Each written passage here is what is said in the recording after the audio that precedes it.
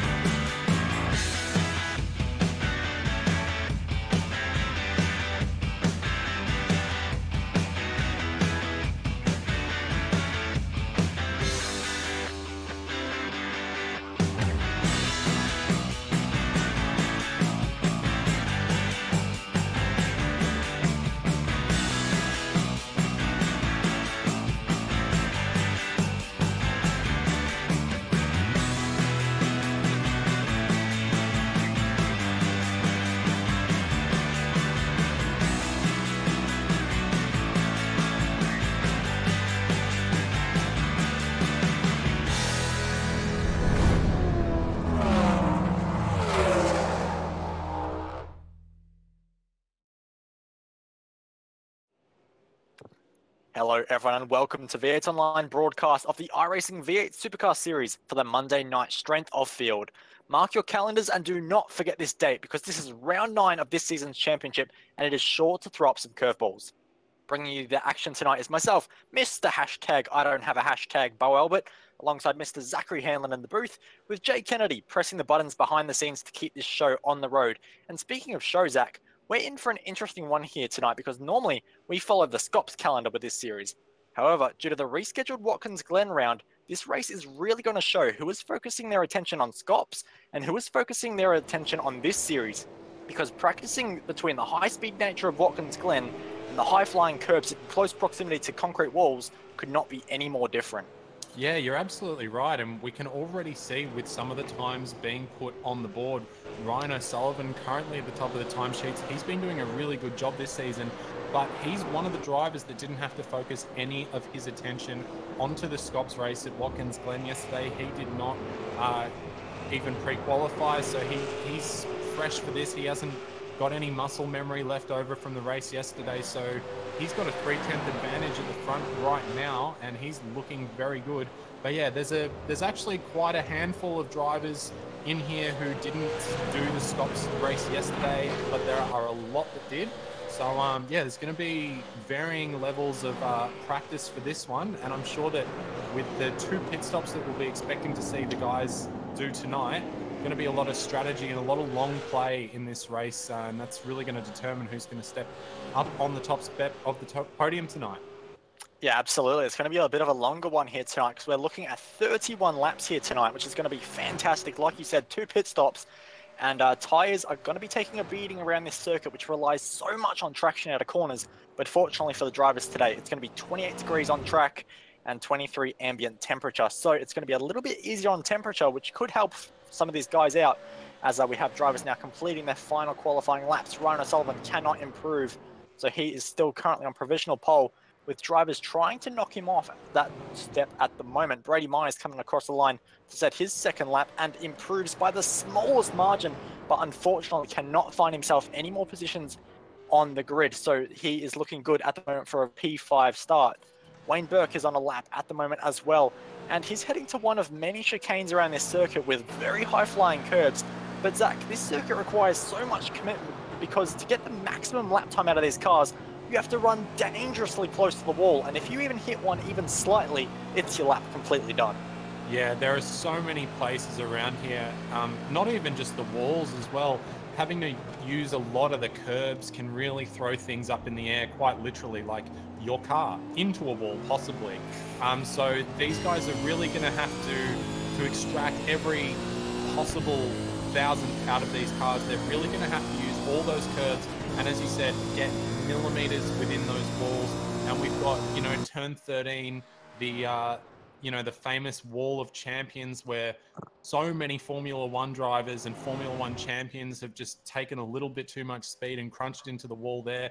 There's also up through on the exit of turn 9, there's a wall which is very dangerous to get to as well. But yeah, I think, as I said before, you're just going to have to play the long game in this race, keep everything nice and smooth.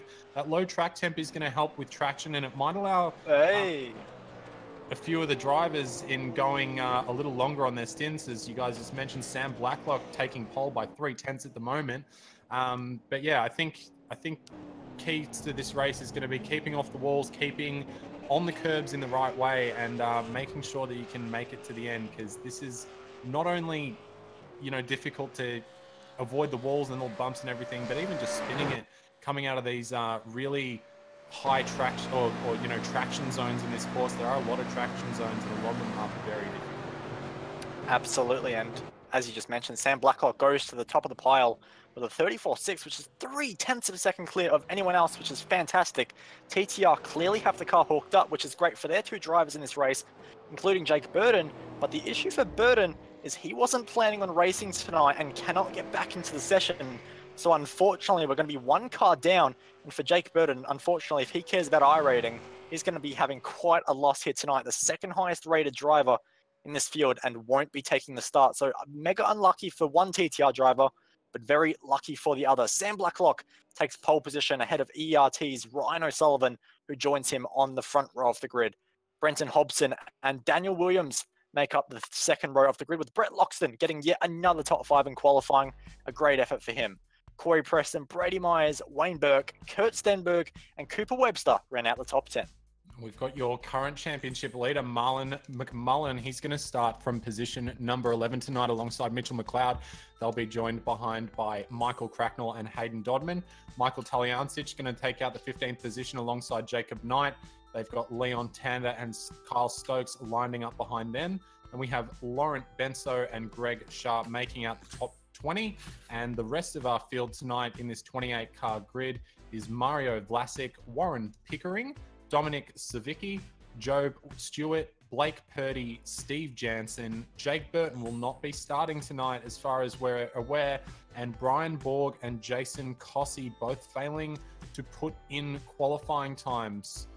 So quick short run out down into turn 1 at the Montreal circuit, but it's a very, very difficult turn 1, and we've seen a lot of clean starts from these guys throughout this season, but I think we might come unstuck here possibly.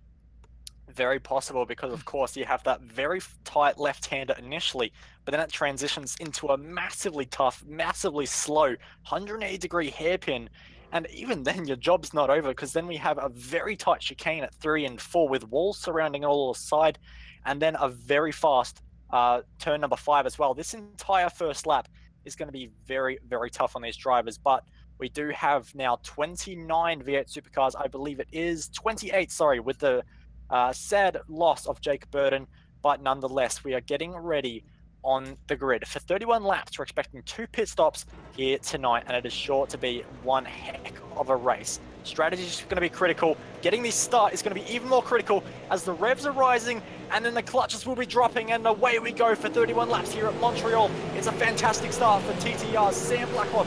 He'll take the lead comfortably into turn 1.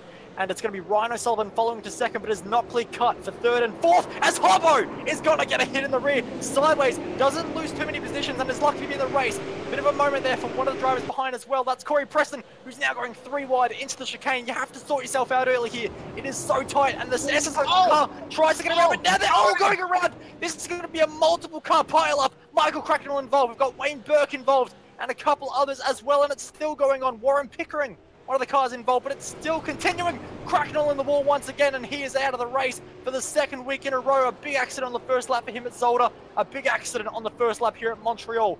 So far, the rest have got away okay, but a lot of cars carrying battle scars already on this first lap. The top few cars have made a massive breakaway, because from Marlon McMullen back, who has made some great positions from 11th on the grid down to 6th, there has been carnage all throughout this field, Zach. Yeah, well, Marlon got a few bumps into turn 1 there, but it all seemed to really start getting on when Brennan Hobson had to check up that large pack back there. There are a few cars going 2 by 2 into the hairpin at the moment. Mario Vlasic having to let through Job Stewart, and Blake Purdy as well, moving his way up through there, and Steve Jansen getting a little squirrely. But yeah, very unfortunate accident at the beginning of the race there. About 5 or 6 cars got involved in that pretty heavily, and it has spaced the group out. And you can see even back in the pack now from Dominic Savicki back to that end of that pack there's another Warren Pickering diving straight for the pits. And Wayne Burke, who got caught up in all that earlier, he's got a massive job now. But we saw him a few weeks ago going from the very back of the grid and making up massive positions before the end of the race. So we'll have to definitely watch Wayne as he comes back through the field, as there's a couple of cars going through 2 by 2 in the mid to back pack as well. But up at the front, Sam Blacklock and Ryan O'Sullivan just laughing now, and Corey Preston's being coming under a bit of pressure from Daniel Williams there as they come through turn number 7. It's going to be a drag race down into the chicane at turn number 8. Daniel's going to have the preferred line coming in. He's going to have to use a lot of that inside curb there. Corey Preston, nicely done there, makes Daniel go out wide, and he's going to have to relinquish this position. And now Marlon McMullen is going to try and maybe go around the outside, see if he can... Oh, there's contact! Massive net code there as they come into the hairpins. So, wow, lucky both those guys didn't just go spearing into the wall there, because that could have been massive. And absolutely could have. We've seen Robert Kubica have a massive accident there in Formula 1, and Marlon McMullen almost added himself to the list to find that wall all the way out to the left of the circuit there. But he is able to fight one more day, but he does have Cooper Webster for company behind. who is looking very racy, and Mitch McLeod as well, who has been on an absolute tear in this series recently, getting some great results, but a little bit of damage to the front of that talking car and almost a little bit of a bump to the wall of champions as Williams is going to have a slowdown. He's going to lose a bunch of spots now, which is a disaster. And Zach, this is going to be a very common theme throughout this entire race, because slowdowns are so easy to get around this circuit. There are so many places you can pick them up, and you don't have to be too aggressive on the curbs to pick one up. Yeah, I mean, even being slightly aggressive on the curbs, you can pick one up, and especially in these V8 supercars, you really want to use as much of the curbs as you can. You can get so much rotation off those curbs. So big disappointment for Daniel Williams there. He had a really good starting position, and even though he was coming under a bit of pressure from Corey Preston early on, he was still doing a fairly good job, and he's now dropped massively back through the field, so he's going to have a lot of work to do. Oh, it's got worse! It's got worse! It's been turned by the CMR car, who gets turned around by the Jeff Gordon liveried car as well, and it's caused a massive roadblock there. A lot of cars in the wall. Jacob Knight, one of the cars involved. Brian Borg is pinched in as well, of course, with the driver of Jason Cossey, making up a bunch of spots because Job Stewart driving the wrong way around the track. He hits another car. Wayne Burke, engine blown, race done. He is out of this race. Job Stewart, I'm sorry, you cannot reverse on a circuit like that. He's done for the day as well. That is just silly. You cannot be doing that. Yeah, I didn't actually manage to pick up on that accident, Bo, but definitely you don't want to be reversing onto a racing line if you've had an incident. It's always better and definitely more courteous to your fellow drivers if you just wait and stay still so that they can avoid you, and if they hit you, so be it. But we'll move on from that. Unfortunate, because Wayne was going to have a really good run through the field there, so we've all lost a bit of entertainment, I'd say, from not being able to see that. But Mitchell McLeod actually running wide, going in a bit deep into turn number 1 there, and that's going to open the door for his talking teammate in Hayden Dodman, who's going to pick up that position. Hayden not carrying as much damage as his teammate there, Mitchell, so maybe he's going to pull away from Mitchell a little and try and tow him back up to the pack that is currently has, I think that's Cooper Webster trailing on the back of Marlon McMullen there, and Marlon's done a really fantastic job from 11th on the grid to avoid all the chaos and be where he is, but his pace isn't super fantastic right now, not making any massive inroads into Corey Preston, gaining a little bit, but definitely not doing enough right now to really close that back up.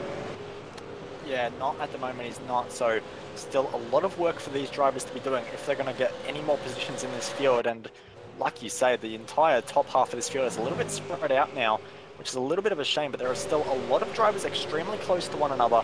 And we'll have to wait and see if anyone is able to get a move, as Brady Myers trying to make his way back through the field, and he's got a lot of fighting happening at the hairpin at the moment, around the outside, trying it, and oh, a bit of a wiggle there as well, and he tries to get on the slipstream. This is going very, very squirrely, down the straight, not the way you want to be going. The cars go quickest in a straight line, not pointing 90 degrees to the left, but let's not go 3 wide, boys, but we're going to do it anyway. Who's bravest under brakes? It's going to be Brady Myers, but he's at the back, unfortunately, so it's between Laurent Benso and that's Steve Jansen, but Benso decides to make his own track map, ignores the track limits completely. That's a slowdown and a half. He's going to be losing a bunch of spots. Brady Myers tries to take advantage as well, because Jansen's picked one up as well. So that fight into the chicane ended up with both losing out. Brady Myers picking up 2 positions, Leon Tander following him through, which is great for him. Like Purdy also very slow out of the first corner, but does get back on the power now as well.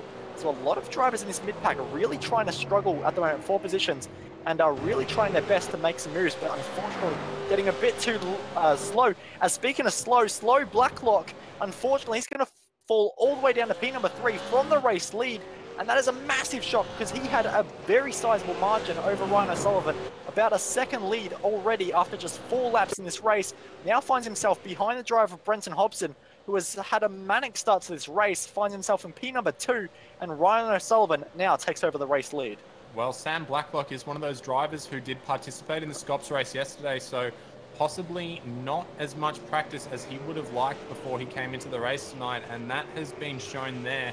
And those are the tiny little mistakes that you really can't afford to make if you really want to be standing on that top step of the podium. So he's been showing some good pace, and if he can maybe pull some strategy in this race, he might be able to pull himself back. And the strategy I mean, the pit window will be probably opening up, we would imagine, around lap 10 as Mitchell McLeod also ending up with a slowdown there, and he's going to have to move back down the field too. So he's actually lost a bunch of positions there, being in such a tight gap. So these guys really do have to watch out and make sure that they can just keep it nice and cool until they can really start to play out their strategy. Because I think that we've seen many times in this V8 Supercars series, getting in the pits early and doing the undercut can really jump you way, way more up the field than you would expect. Sometimes we're even seeing cars that were trailing their opponents, coming out 2 to even 3 seconds ahead of their opponents when their opponents only go an extra 1 or 2 laps on the fuel. So these guys will have to just calm down and make sure they're hitting their marks and not taking anything too crazy so that they can actually make it into the pits. And Blacklock almost got himself another slowdown there, had to be so careful, and he actually slowed a bit on the exit of the corner, almost preparing for a slowdown. And he is trying extremely hard to get back onto the back of Hobbo. In fact, he was the quickest car on that last time around, but then immediately got another issue there for him, unfortunately. So Blacklock doing whatever he can to try and catch the driver of Brenton Hobson, but instead, Hobbo is actually slowly beginning to make grounds on Ryan O'Sullivan, our current race leader, who makes his way through the wall of champions and starts his 7th lap of this race now. But Hobbo looking like he has a lot of pace in that SSR car at the moment, trying to make some ground. We'll see how the lap times are this time around. 36.1 for O'Sullivan, so he responds to Hobbo, who does a 36.3, and that's going to be a 36.4 there for Sam Blacklock with that little issue through the second chicane. So the top few cars very close on pace at the moment, not able to make too many grounds on one another. But I will have to wait and see if anyone can make anything happen with strategy, because we are now working lap number 7. There are 25 laps to go in this race, so we'll be expecting pit stops in the next probably 3 to 4 to 5 laps or so, if anyone wants to go for a slightly shorter first stop, which I think a lot of drivers will, because tyre wear is a big factor around this circuit, like you were mentioning, Zach, and traction is so critical to the lap time.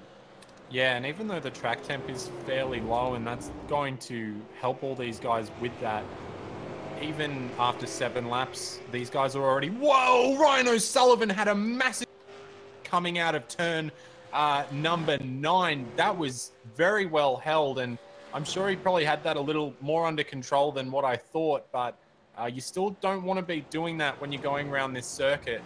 But yeah, these guys are... Ryan, you've made me lose my train of thought, mate. That was just so wild. But yeah, these guys, the pit window is going to open up, and that's what I was saying. The lap times are already, they're about 6/10 a lap off what they were doing initially. So, and that's only after about 5-6 laps on these tires, because obviously they had to do a full lap to set that time. So the drop-off is fairly dramatic, and I would imagine that drivers like Ryan at the front, he'll be wanting to do nothing more than extend his advantage. And I mean, if he comes in early, he could possibly get caught up in traffic and all that sort of stuff. But I think that the tire advantage is just too great, especially around a track like this, where, as you said, the traction zones are just so important. You know, they're really going to have to keep on top of their tire wear for this race. Last time around, Sam Blacklock 1.1 seconds faster than Brenton Hobson in front. He is on a tear. Fastest lap out of all the drivers last time around by 0.3 of a second over our race leader currently. So Blacklock has found his feet once again and is absolutely charging. You can visually see that he's got so much better pace out of the corners than Brenton Hobson does. Hobbo does have a little bit of damage to the rear of his car, but that said, it does look like Blacklock has a little bit as well. And I'm not entirely sure where he did pick that up, because it does look like it's been a pretty controlled race from Blacklock in regards to the walls. But he's got the pace in that car well and truly tuned in. You can see they're closing in at the hairpin, trying to make some ground. Takes a little bit of a wider entry, tries to strain out the exit, get the traction down, and that looks like a pretty good launch. He's going to have to slipstream down this long straight, which goes all the way into an ultra-heavy braking zone at the wall of Champion Chicane, where maximum commitment is required. Not sure he's going to be close enough into this chicane, but if he can get a nice run through here, he can set himself up for turn number 1 and 2. You can see that Hobbo taking so much curb, and that was very aggressive from Hobbo. Has to be very careful if he's going to use that much curb, but he gets away with it, and in doing so, in using that much curb and being that aggressive, actually holds off any attack from Blacklock on this lap. But race leader Ryan O'Sullivan working his way through traffic at the moment. But for Brenton Hobson, he's going to have to work pretty hard if he's going to keep Blacklock behind. Yeah, Blacklock is definitely looking very feisty at the moment, and Brenton, he doesn't have any steering damage or anything to that car, but it's obviously just not quite got the pace that the car of Sam Blacklock does. This is going to be pretty important for Ryan O'Sullivan here, depending on how quickly Sam is able to get past Brenton. If he is able to get past Brenton, it's one thing to be faster and it's one thing to catch up, but it's one thing altogether different to make that overtaking maneuver. And down into the chicane at Wall of Champions, he did look like he got a really good exit and he had some good overspeed coming into that corner, but definitely not the most ideal corner to overtake into, as it is very high speed. Down here into the hairpin, turn number 10. That's really one of your main opportunities. Just had a driver in the wall. Laurent Benso has turned himself around at turn number 6. Unfortunately, a very slow spin, but it's so easy to do. The tyres are very worn at this point. They're not giving up the grip you want. Tried to put the power down between that transition in direction between 5 and 6. Tried to do it, could not do it. Car snaps around and finds himself losing a bunch of spots. Now working his way from position number 17 all the way down to 21st. Sorry to cut across you there, Zach, but unfortunately it hasn't been Laurent Benso's day. No, it hasn't been a good day for quite a few people. I'm just having a look through our list of DNFs so far. Warren Pickering, Mario Vlasic. Actually, we're just going to cut to the pit lane because we have a driver who has turned around themselves in the pits. Yeah. And was that Kyle Stokes? Had a bit of a spin as he came into the pit lane there, just came in really committed and just locked up one of those brakes there, and luckily he didn't actually hit anything, so just a little bit of time lost there, and luckily he didn't have to really get back up to much speed, so he shouldn't lose too much time over that. We can see now the first of our drivers who are in the pit lane. The first one who's going to come out is Mr. Kurt Stenberg, and he's coming out of, I believe, position number 11. So he's going to come out just behind Laurent Benso, who just put himself in the wall before. So hopefully he'll be able to get past. Oh, huge dive bomb from Sam Blacklock. Huge dive bomb, can't pull it up. Bends it all around almost. And Brenton Hobson had to take massive avoiding action there to avoid being absolutely drilled in the side door there. A massive dive bomb from Blacklock that was not on from so many car lengths back, to be fair. Almost pulled it up, but unfortunately lost the rears at the last point and had to spin that car around. So I'll be interested to see if anyone pits on this lap. And it looks like Hobbo and Blacklock will. Blacklock's so committed, and he's gone past Hobbo. But he's going to have a speeding fine for sure. That was so much faster. I'll go back and have a quick look and see what speed I clock him at. And unfortunately, past the cones, I clock him at 90 kilometers an hour. And unfortunately for him, the pit speed limit, unfortunately here is 64. That's 26 kilometers an hour too quicker. And unfortunately, is losing a bunch of time now, despite gaining that one position. I mean, he may not. He may have been able to slow it down in a way that he doesn't get a penalty, but I would be extremely surprised. I think you were being quite generous saying he was only doing about 90. I reckon he was closer to a little above 100, but we will see very imminently because obviously Brent, and there's the stop and hold. Yeah, definitely a penalty. So Sam Blacklock, our race leader earlier on, coming into a bit of grief on this lap number 11, or previous lap number 10, and he is going to come out right behind Mitchell McLeod, who's actually coming out behind Kyle Stokes. They're going to go too wide as they come, as Sam Blacklock exits the pits there. He's going to have to go side by side with Stokes, who has the preferred line, into turn number 3 there. And Sam Blacklock is going to... No, that's a slowdown for sure. He's going to have to slow that one down again, surely? And he has. And he has, I think. Has he? Surely that's a slowdown. I think he's being a bit cheeky here. He's maybe running... Looks like he's running through that corner very slowly and holding up Kyle Stokes to try and avoid that losing that position to clear that slowdown, but it hasn't worked. Kyle Stokes gets right on by and he's still clearing it. And if he's not careful, he's going to end up with another black flag and he's going to have to come into the pits again. So this is just going from bad to worse for Sam Blacklock now. He's sitting down in effectively P number 16, or even possibly 17. So he's really throwing the race away there.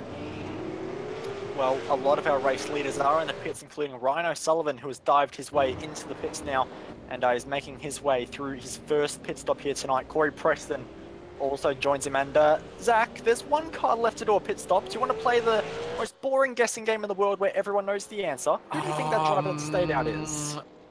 Is it Steve Jansen? Oh, No. almost. You were close there. It's Is actually it Brian Borg? It's Michael Taliantich. I never would have guessed. Never would have Nah, guessed. it's an absolute shocker. It's drama every day here at VX Online. But Michael Taliantich going for his 12th lap on these sets of tyres. And once again, we've seen it so many times. He loves to do this. And often he can make some very good strategy calls work with this longer first stint. But on effective order currently, it's Ryan O'Sullivan leading from Brenton Hobson. And how's this? From 11th on the grid, championship-elect Marlon McMullen finds himself an effective P3 after the first pit stops. Yeah, that's pretty impressive. I was really thinking that he was going to be struggling quite a lot tonight because the pace that he had in that qualifying session was near to a second off what pole was and half a second behind second and third position. So he's been doing a really good job. That effective gap that he has is fairly sizable, but it's, you know, I think with his championship in mind, coming home in P3 is definitely not going to be a bad result compared to the possible 11th or worse that he ended up with. And Michael Taliantich has finally hit the pit lane, as we would have expected. And it's interesting we talk about Michael Taliantich because he always runs these fuel stints out a little longer, or he typically does in the first stint, but it seems to be really hit and miss. I can't tell if he does it for strategy or if he does it just to see if he can do it. We're going to head back to Kurt Stenberg, who's having a bit of a battle there with Cooper Webster as they come down into turn number 1 and 2, and Stenning's going to have to go around the outside. He's got nice traction coming on through that outside line there, but Webster does have the much more preferred line into turn number 3. And Kurt Stenberg not going to take after his teammate and try and dive through the grass on this occasion to make that move work. He's going to have to find somewhere else to do it, but he is looking very racy on the back of that car of Cooper Webster there. Yeah, absolutely. It's going to be a bit of an interesting fight because, of course, Stenberg has a lot of pace in that car at the moment. And being held up by Cooper Webster just a little bit is not going to be helping him. But that said, Cooper has had very nice pace in this race, and he's been a driver that we don't often see fighting for top 5 positions, but today here at Montreal is doing an absolutely fantastic job and really holding off some good pressure from some quality drivers like Kurt Stenberg, Hayden Dodman, and also Brett Loxton, who is once again finding himself in the top 10 as that was Hayden Dodman there into the hairpin, really fighting to get that torquing car slowed and just about managed to pull it off. So these guys are going to now head down the straight and see if they can get any kind of slipstream. Who has the least amount of wing? Who's running the least amount of rake? And who can fire it up the inside and make a move into the chicane? It's going to be no one on this occasion, but like we saw in a few battles earlier today, it's about how you can set yourself up through the chicane. And Stenberg flies across the chicane and does not get a good run. He gets a horrible run, and he is now going to lose that spot to Hayden Dodman, who goes sailing past, no questions asked. And Stenberg loses another spot, 2 in a single lap, unfortunately for him. Dodman doesn't quite make the first apex in the first few corners, but just about holds onto the spot. So for Kurt Stenberg, unfortunately, not been a great lap for him, but he does still have very good tyres at the moment. And actually, no, in fact, he has one of the oldest tyres in this battle pack. The 2 drivers in front have 2-lap-old tyres. Stenberg sitting on 4-lap tyres. So not a great start for Kurt Stenberg, unfortunately. Yeah, he just really launched himself off that second part of the Champions chicane there and just grazed the wall of Champions. He was very, I mean, not lucky, but it could have definitely been worse than that. And he's definitely lucky not to have picked up any damage as a consequence of that contact. Can't tell you how many times I've seen cars go into there and end up with a rear toe or a front toe link broken or something like that. So he'll have to just put his head back down and keep it smooth on the tyres, as he has seen, you know, Hayden Dodman on previous laps really struggling to pull it up. So he might be able to apply a bit of pressure, but Cooper Webster's looking pretty comfortable now at the front of this little train here, but they are lapping very much slower than the guys up ahead. Blacklock and Taliantic are fighting so hard, and Taliantic almost spun that car in the middle of the straight. He is working that car incredibly hard to try and make track position at the moment. And Sam Blacklock did not want to give it to him through there. So that was a very bold move there into the hairpin. And they're going to fight for one more time as Taliantic, who does have the youngest tyres in the field, 2 laps younger than Sam Blacklock tyres at the moment. And in fact, Mario Vlasic actually has the newest tyres, who has just completed his pit stop on that last time around. But Taliantic really trying to make some moves here at this early phase of his stint. And that's what he needs to do, really set some fast lap times now. Because this is the point, he's already done his long stint in this race. He's done that in his first stint. For these next 2 stints, he has to be on max attack and really maximizing lap time in that car. And unfortunately for him, he does have Sam Blacklock and Mitch McLeod, who are definitely not slow drivers at all, but on their tyres may not have the ultimate pace that Taliantic has. So for Taliantic, there's a lot of work yet to be done. Yeah, definitely. And it's a bit of a shame for Michael, because this race is just slightly too long for, I think, the kind of race that would work really, really well for him. If this race was maybe 2 or 3 laps shorter, we very well possibly could have seen him do a 1 stop on this race. But unfortunately, those extra 2 to 3 laps are definitely going to crush any hopes he would have had of doing that. But I think, you know, Michael is a fairly consistent driver, and he's always battling with somebody. But yeah, I think the smart thing for him to do right now would just be to tuck in behind these guys, and when they really start to die off on the tyres, maybe he can make a move then, or maybe he can wait for them to dive into the pits and save his tyres until then and make a bit of a move in terms of absolute lap time. But I think it'll be difficult for him to get past these guys. They are looking very good right now. Brady Myers and Kyle Stokes were fighting so hard into the final chicane, and actually under braking a little bit of contact for a second there, and I had a vision of Brady Myers getting sent into the outside wall.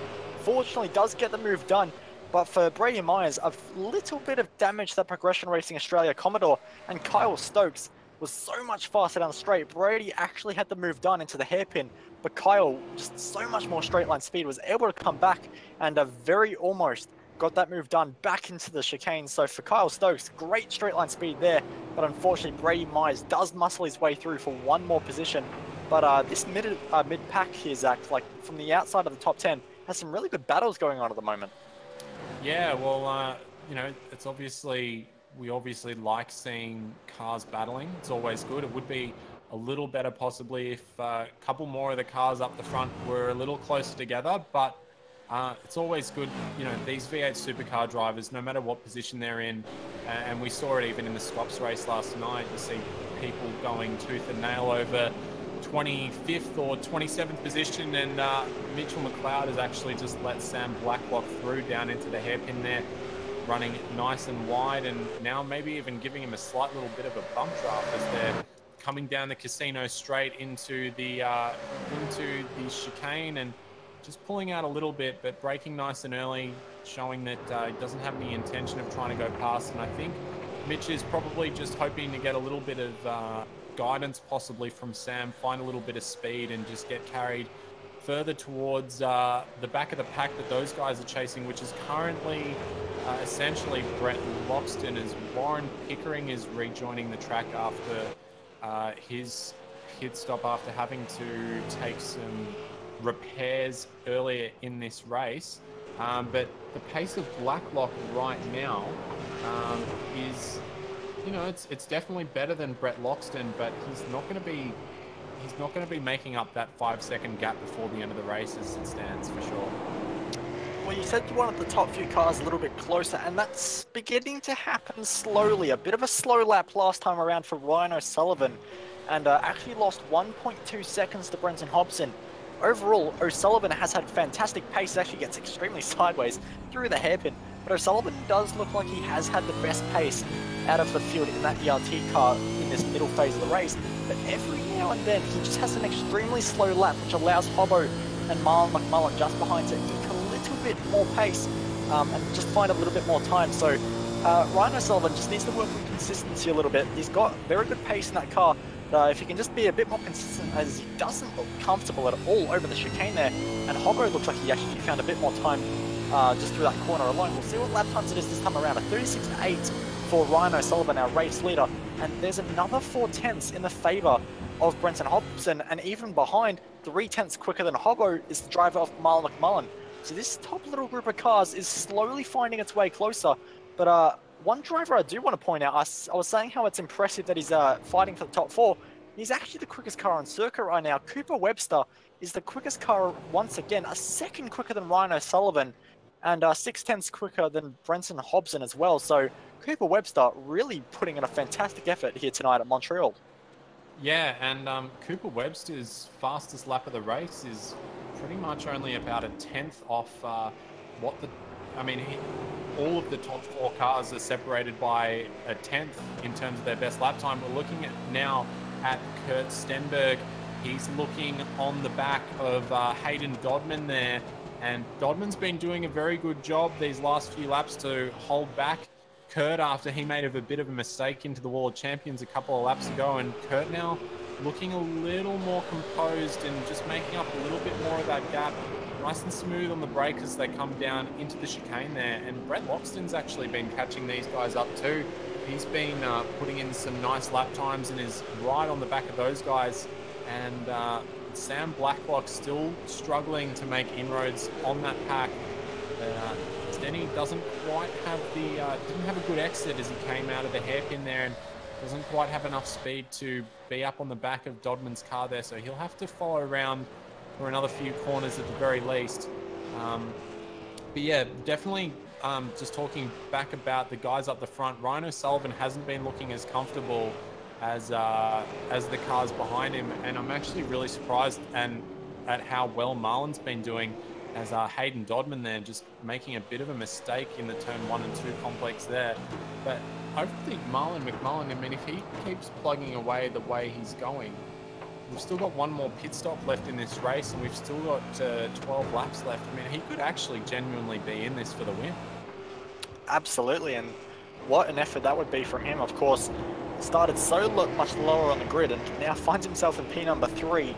And, you know, with the championship that he is currently leading, and his main championship rivals unfortunately not making it out to Montreal here today, you know, this is a very big day for Marlon McMullen to get some big points.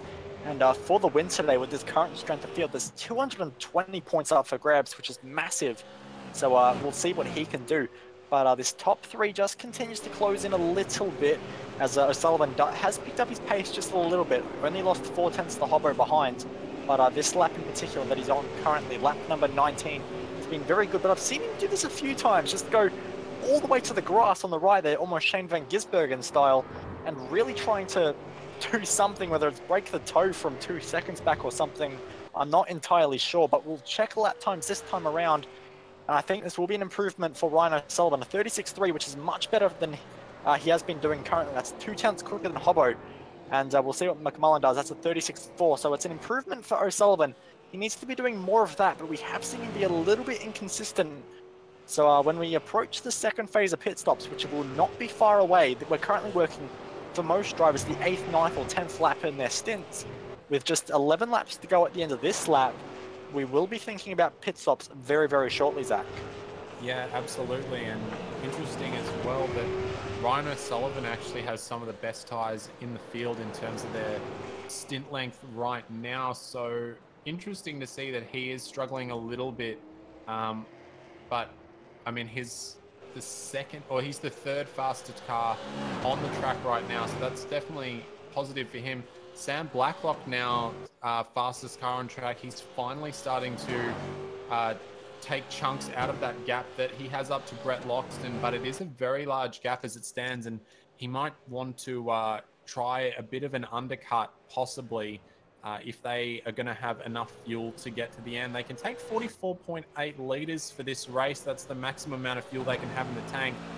So if that's enough to get home from here, I mean, I imagine it would. We saw Michael Taliancic doing 12 laps on his stint. He's obviously one of the drivers we would consider better at saving fuel and keeping up a relatively good pace. So Ryan O'Sullivan has actually entered the pit lane along with Brenton Hobson. So those guys and Marlon McMullen. The entire top 7 at this point. Everyone's coming in. So no one wants to be susceptible to the undercut. And so they've all come in pretty much as soon as they can fill that tank and make it to the very end. Probably the worst person that works out for it is Ryan O'Sullivan, considering how long his first stint was. But at least that way he's going to be covering off any of his other contenders who were thinking about getting in there. And we can see so many cars on the pit lane right now. A lot of cars on the pit lane. I think the only cars that didn't really stop were Mitchell McLeod and Michael Taliancic, and we know why Michael wouldn't have stopped. He's barely into that stint yet. He's probably got another 4 laps left. But Ryan O'Sullivan came out with a very sizable gap over Brenton Hobson. He's actually extended his lead by about 2 seconds in that pit stop there. So very, very good job from him. He'll be very happy that he's got that nice cushion towards the end of the race. And Brendan Hobson actually having to deal with a little bit of traffic in that of Mario Vlasic, causing him to run a little wide through the 5, 6, and 7 complex there. Yeah, but it does look like Vlasic will get out of the way and let Brenton Hobson on his way in pursuit of Ryan O'Sullivan, who was 1.5 seconds quicker in the stop alone, but 2 seconds in total, including the pit lane time as well. So Hobbo potentially just being a little bit cautious on entering into the box, not to overshoot or undershoot for that matter. And O'Sullivan did capitalize on that and made his way up 1 more position. But we'll have to wait and see if there is anything left with Hobbo. We've seen him have very good pace in the middle of this stint. So can he pull it off with just 10.2 laps exactly on the clock still remaining? So Hobbo will be on a charge in the next few laps, but he does have Marlon McMullen behind to deal with as well, who is trying to get past Mario Vlasic ahead of him, sorry, but Vlasic will dive into the pits and allow McMullen on his way. So we could have a good scrap for the win if Hobbo can get his lap times down very soon. If not, we'll have to wait and see what happens. But we're hearing of a few issues there for Hayden Dodman, and he has completely missed the chicane. And unfortunately for him, that is going to be a very large slowdown. Just lost it on turn in to the very first part of the chicane. And now finds himself sideways in a turn number 1, which could be an open door for Kurt Stenberg. If he doesn't get hit, he gets sent wide, and Dodman holds onto that position, but only through sheer force of putting Stenberg around the outside in a position where he could not go around the outside. And he does hold on to that position, but Stenberg almost was able to capitalize, but would have been better just slowing it up on entrance and just making a really tight line into that corner. But hindsight is 20/20, and for Kurt Stenberg, there is a car right in front of him right now who he now has position to attack. Yeah, absolutely. I also just saw Brady Myers make a nice little move on Mitchell McLeod there as Mitchell was coming out of the pit. So very nice job there. And these two look like they're going to have a bit of a scrap, but Mitchell unfortunately carries a little too much entry speed into turn number 6 there, and is going to have to back right out of it. And that's going to give much more of an advantage to Brady Myers.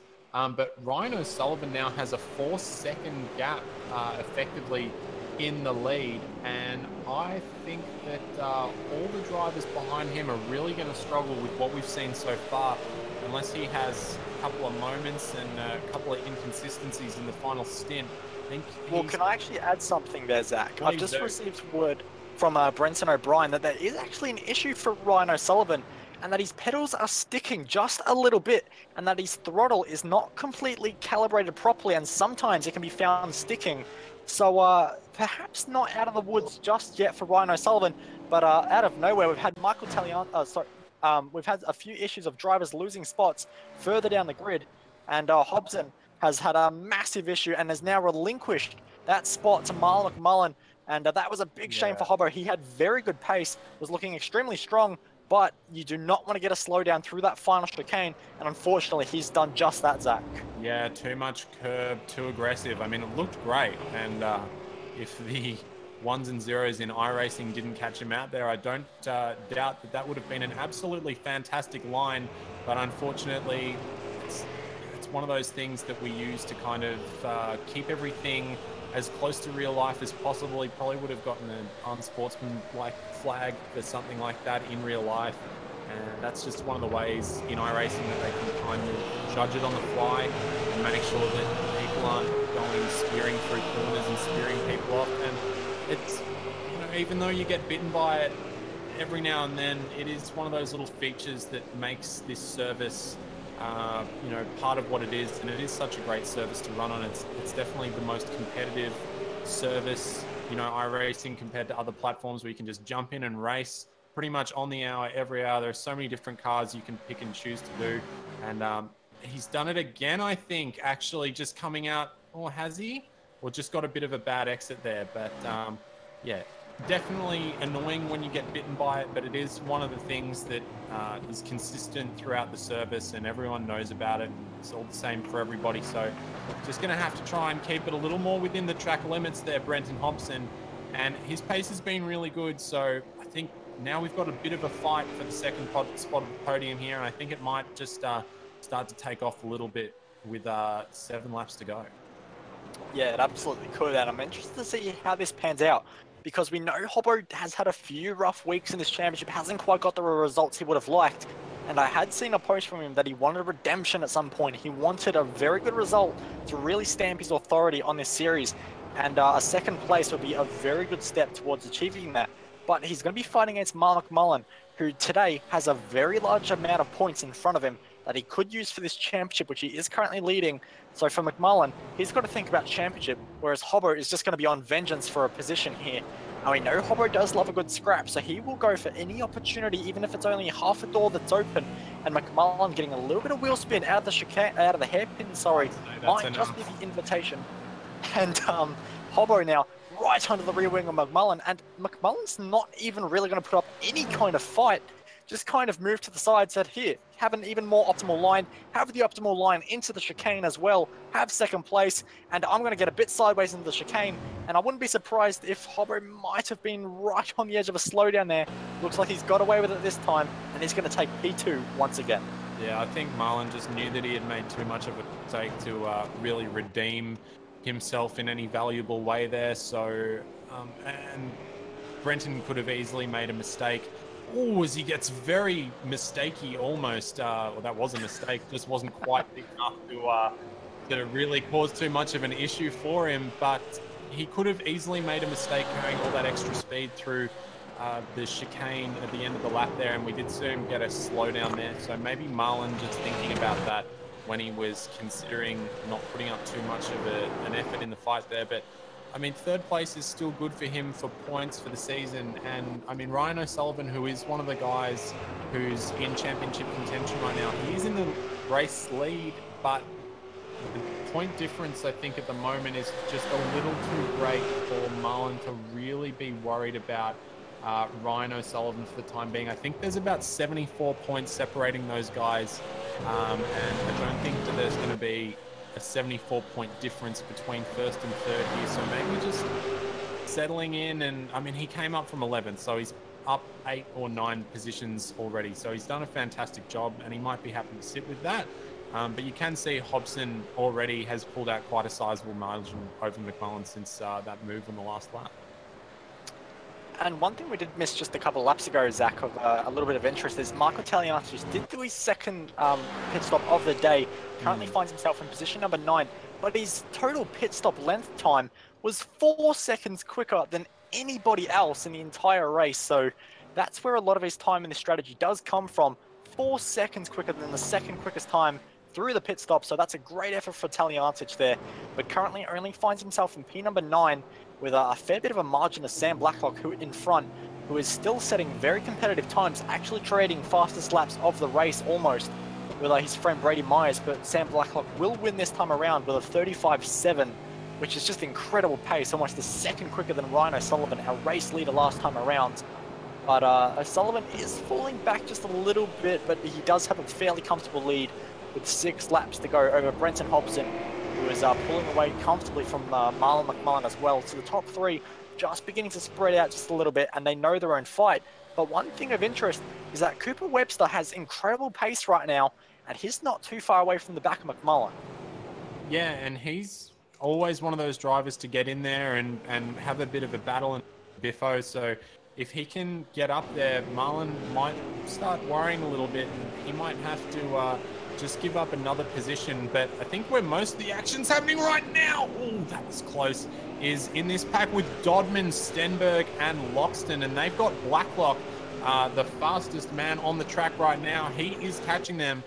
I was skeptical that he wasn't going to be able to catch them before the end of the race. But after those pit sequences and with the pace that he has right now, he was a second a lap faster than all of these cars ahead of him. And that's definitely enough pace to be getting up to these guys at the end, as Brett Loxton got very sideways on the exit through into the wall of champions there. But Dodman, pardon me, has been doing a really fantastic job. He's been at the front of this pack for quite a while, and Stenberg getting very close to the back of these guys, and they've been battling quite hard for quite a long time, and maybe Stenny's starting to get a little impatient and wants to get into that top 5 before the race is over, I'm sure. But he's going to have to worry as well about Brett Loxton, who's been looking good, and Sam Blacklock again took 0.8 of a second out of the front of the train this time round, and actually took over 9/10 of a second over Brett Loxton there. So he's going to be up in the mix very shortly as well.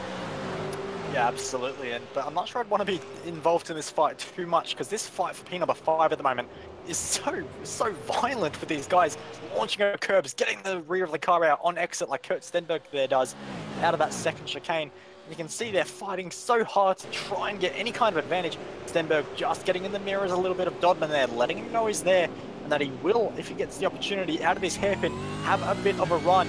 Dodman does get a little bit of a slide on out of the exit that hasn't hurt him too much, and does have very nice traction overall down this straight. But it's all about how's the slipstream for Kurt Stenberg. It's not going to be good enough this time, but can he get the run through the chicane? We've seen Dodman be so brilliant through the chicane. He's hooked it up nearly every single lap.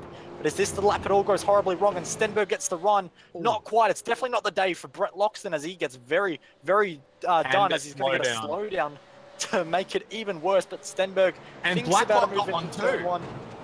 And Blacklock has a slowdown as well. And that's going to be interesting. Who can clear their slowdown first? It looks like Brett Loxton, who's already cleared it. And Blacklock doing this again. You might be a friend of mine, Blacklock, but that is just silly. You cannot be doing that. It's unsportsmanlike. And in all honesty, it just looks silly. So we'll ignore that. Back to Kurt Stenberg, who is still harassing the back of Hayden Dodman at the moment. And he is getting closer than ever. Thinks about a bit of a move into this tight braking zone. Can't do it. Dodman defensive though. A bit of a bump in the back bumper for Hayden Dodman to deal with. And he deals with it perfectly, because Stenberg does not get any kind of run. Next chicane is not really much of an overtaking opportunity, but if you're feeling extremely brave, maybe Stenberg can make it into one, but not on lap 28. He won't. He's going to sit behind and try and set himself up for the hairpin, and he's got a beautiful run if he can hold it. Not quite, but he's as close as he's ever been over the last few laps. We'll see what he can do in the chicane. Dodman knows this goes not even defensive, actually. I'm surprised, because Stenberg definitely could have sent one there, but at the moment just looks content to sit behind, which is surprising. But we'll see what happens in the next few laps here, Zach. Yeah, I was equally surprised that Dodman didn't defend, as I was surprised that Stenny didn't attack there. We're just hearing as well that Corey Preston, after having a great qualifying position, we haven't seen much of him. I think he... Oh, yeah, heading straight ahead, and Kurt Stenberg in the wall! He's hit the wall of champions as he took way too much curb on the entry into 1 and got way crossed up. And does he have enough to get around the outside of Dodman into turn 1? He does. And he's going to finally get through. But Loxton's now there as well. He's going to try and reside on the inside of turn number 2. Doesn't quite get the traction as Dodman does. But does Stenberg have damage to this car? Is he going to have to worry about having pace in this car, just trying to get on board with him right now and see if he has any steering damage as he comes through turn number 5 and into 6 here? And Loxton very, very close to the back of Hayden Dodman there. And Stenberg struggling for traction all the way out. He doesn't have any steering damage by the look, so he might have gotten away with that whack into the wall of champions there, but it was a fairly big hit. And Sam Blacklock is now right on the back of these guys too. This is going to get pretty crazy towards the end here. Yeah, absolutely. But I'm just having a look at Brady Myers, who has unfortunately, it looks like, disappeared a little bit from my timing screens, trying to see what's happened for the Progression Racing Australia driver, and just trying to see what happened. And at the moment does not look like I'm able to pick it up, so we'll see what happens with Brady Myers. Might just be a bit of an internet issue, but we'll return to this battle for P number 5 at the moment, because it is being fought over well and truly by the drivers of Kurt Stenberg, Hayden Dodman, Brett Loxton, and soon to enter stage, enter left please, Sam Blacklock, who is going to try and make up for that unfortunate first stint of his. But how's the exit for Hayden Dodman? Not great at all is the answer, and Brett Loxton going to try and capitalize just a little bit. Not going to have the best line into turn number 1 though, but who cares? He's going to brake so late, so late. He's in the next postcode. He's going to go for a bit of a drift and lose so many spots. So there is exit stage right. Brett Loxton, he's out of this one. Sam Blacklock moves up a spot and is the next to challenge Hayden Dodman. But with just 2 laps left on the clock, this race has gone by quick. Can he do it? And if he can, does he have enough time to get past his teammate Kurt Stenberg? Yeah, well, will Kurt Stenberg play a little bit of a role in assisting Sam in getting past Hayden Dodman there? Does he back him up a little bit and they agree that they're going to go over the line as is, or is it no orders and just go, go, go? We'll see very shortly, but it doesn't look like Sam Blacklock is quite close enough, but I suspect he's been looking very strong. He's lined it up nicely through that chicane and gets some nice exit speed, as does Dodman though. So I don't think that he's going to be able to do too much with that. He's looking very close and he's going to show the nose a little. He's going to show the nose a lot. He's going to fire it down the inside, and that is job done for the time being.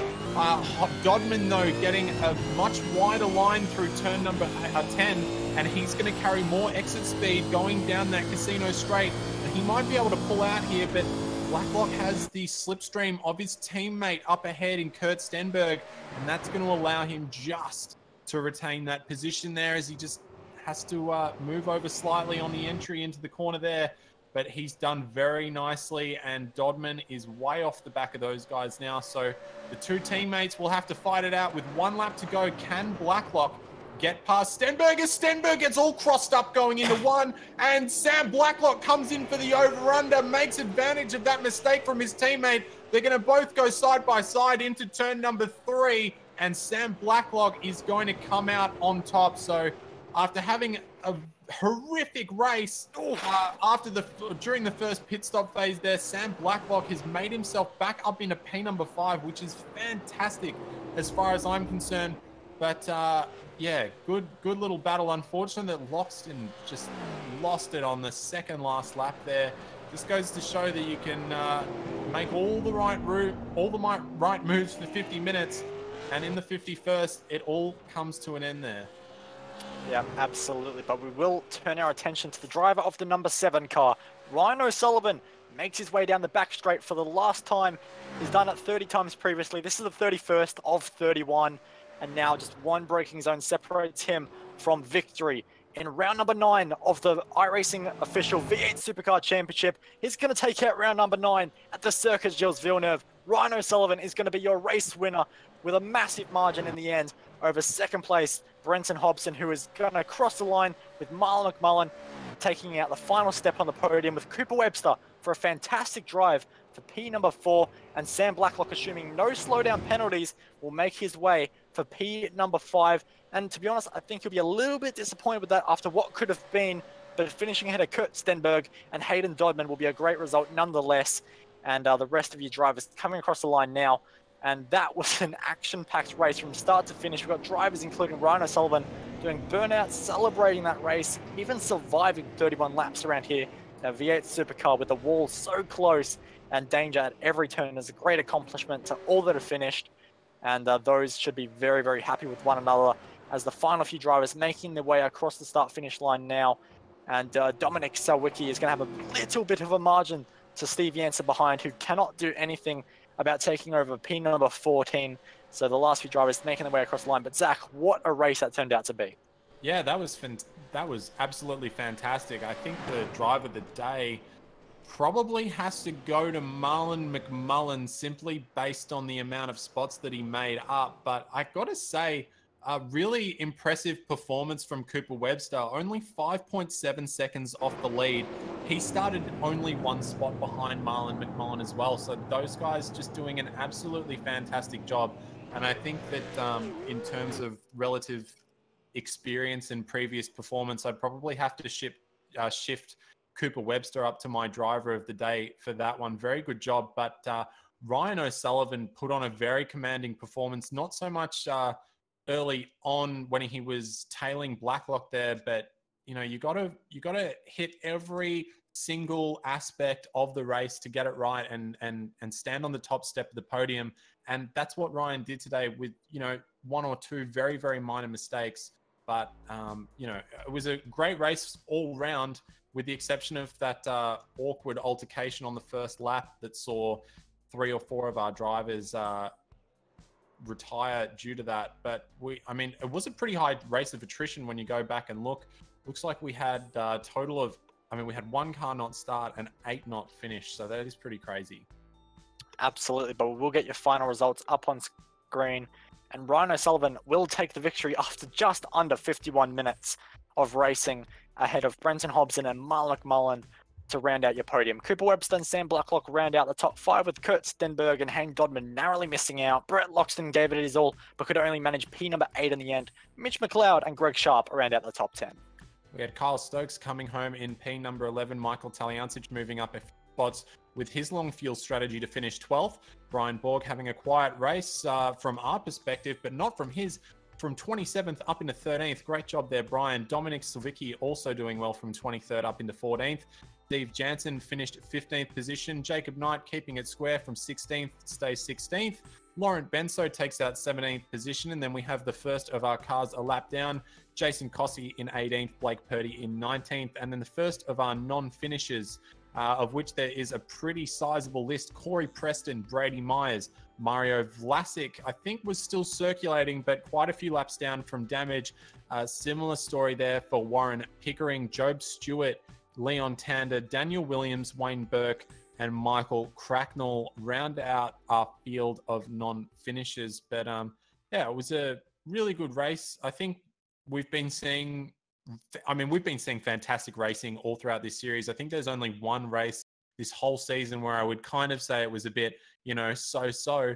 But these 2 stop races are really putting on a fantastic show, and especially around this tight track of Montreal, just really, really good racing from all these guys tonight. Yeah, absolutely. But we are going to have even more fantastic racing tomorrow night on V8 Online. And not only is it going to be brilliant racing, it's going to be unique, interesting, and best of all, for a fantastic cause. It's Maddie's race to give cancer the flick. And that's going to be taking place at the Watkins Glen Boot Circuit, which features the V8 supercars that we saw here tonight. We've got the Porsche 911s and the GT3 cars. We've got separate races for them all. But best of all, Zach, we have a race that includes the top 10 finishes in their separate races, all going against one another, and they've been balanced performance to run against another. So the Porsche will be the same pace as your GT3s and V8 supercars. Zach, that's going to be chaos. Yeah, I think not only is it going to be chaos, it's going to be extremely fun to watch. And as you said, it's for a fantastic cause. And I don't know which car is going to be taking it home tomorrow night, but I do know that no matter which way it goes, it's definitely going to be interesting to watch. You've got the high downforce GT3 cars. You've got the low downforce, high mechanical grip V8 supercars, which are also massively more powerful. I think they've got an extra 150 or 200 horsepower on those GT cars. And then you've got the Porsche GT3 Cup cars as well, which no ABS, no traction control, and a handful at the best of times. So I think having those 3 different styles of car is going to throw everything up in the air a little bit, but it's going to be fantastic to watch. And, you know, again, it's for a fantastic cause, and we're broadcasting it here on V8's Online. So you should definitely be tuning in if you're not going to be racing, because it is going to be a fantastic night. Absolutely. And it's not going to be just that for the weekend. Of course, that will probably be the highlight of the weekend. It's going to be a great event. But of course, we also have the International Major Series, round number 6, for 600 massive miles around the circuit of Charlotte for the NASCAR Gen 6 cars. That's going to be a huge event. It's going to be chaos, and it should be some really close competition. NASCAR, known for its awesome racing, and also there's going to be a lot of strategy elements over such a long race distance, such as a 600-mile race. So be sure to check that out on Sunday night, kicking off at 6 p.m. And then, of course, we return for round number 10. The championship is beginning to become clearer and clearer who our contenders and pretenders are. But round number 10 at Imola can always throw up a few shock winners. So we'll have to wait and see how that goes. But from behalf of myself, Mr. Zachary Hanlon for joining me in the comments booth tonight, and also Mr. Jay Kennedy for pushing all the buttons to keep this show on the road, thank you for watching, and we'll catch you tomorrow.